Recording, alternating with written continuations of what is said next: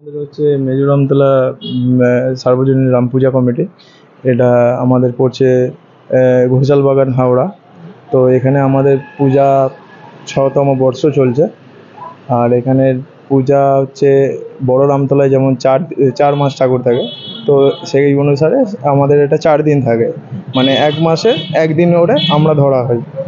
তো 4 তারিখ থেকে আমাদের পূজা শুরু হচ্ছে, মানে আগামীকাল থেকে।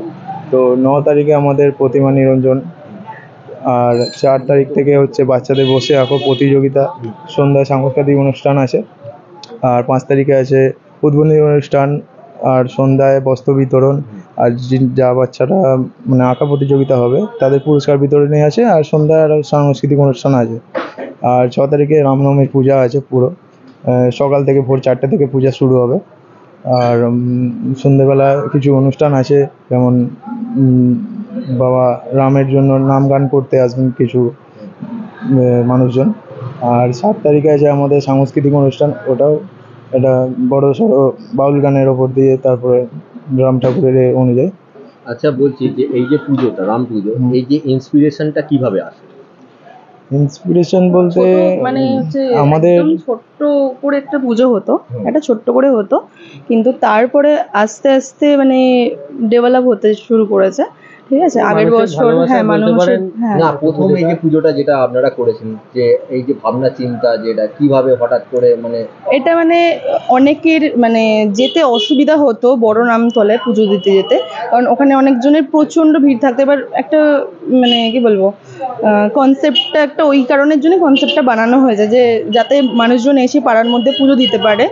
ঠিক আছে, আর ওইখানে অনেক লোকের প্রচণ্ড ভিড় হতো বলে সেই কারণের জন্য এইখানে একটা মানে একটা আয়োজন করা হয়েছে। ছোট্ট করেই প্রথম হতো, তারপরে আস্তে আস্তে একটু বড় হচ্ছে, আস্তে ধীরে আস্তে ধীরে মানুষের কাছে ঠিক প্রচার আছে, হতে শুরু করেছে।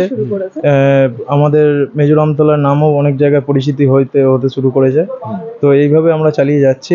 ঠিক আচ্ছা, আছে, এই যে মেজোরামতলা, এই নামটা হঠাৎ করে মেজোরামতলা কেন? কারণ বড় রামতলা আছে, ছোট রামতলাও আছে, মেজো রামতলা তো নেই, ওই জন্য আমাদের মেজো রামতলা, সেই কারণেই হয়েছে। আচ্ছা, দর্শকরা কিভাবে আসবে যদি একটুখানি রুট ম্যাপটা? দর্শকরা আসবে হাওড়া স্টেশন দিয়ে, যারা কলকাতা দিয়ে আসবে, মানে আপনার হচ্ছে বারাসাত বলুন, যা ওইদিকে দমদম দেয়। তো হাওড়া স্টেশন দিয়ে এদিক দিয়ে এলে হাওড়া স্টেশন থেকে নেমে 52 নম্বর রুট আছে, মানে বাস আছে, ওই বাসে করে আসতে হবে ঘোষপাড়া থেকে 2 মিনিট হাঁটা পথ এলেই আমাদের এই মেজোরামতলা ঘোষালবাগান বললে যে কেউ দেখিয়ে দেবে। আর মন্দিরতলা দিয়ে এলে, মন্দিরতলা থেকে টোটো করে এলে তো ঘোষালবাগান বললে একেবারে দেখিয়ে দেবে। কিংবা কালিকা মিষ্টির দোকান বললে ওখান থেকে আর একটুখানি এলে আমাদের এই তাঁতিপাড়া ঘোষালবাগান বললে হয়ে যাবে, দেখিয়ে দেবে। অসংখ্য ধন্যবাদ দাদা। আর দর্শকদের জন্য একটা শুভেচ্ছা বার্তা। অসংখ্য ধন্যবাদ, মানে আপনাদের আসার মানে শুভ কামনা করি।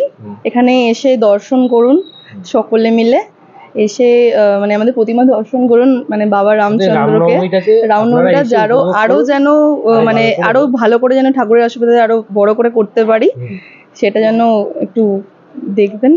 সকলে মিলে আসবেন, সকলে মিলে। ধন্যবাদ, নমস্কার।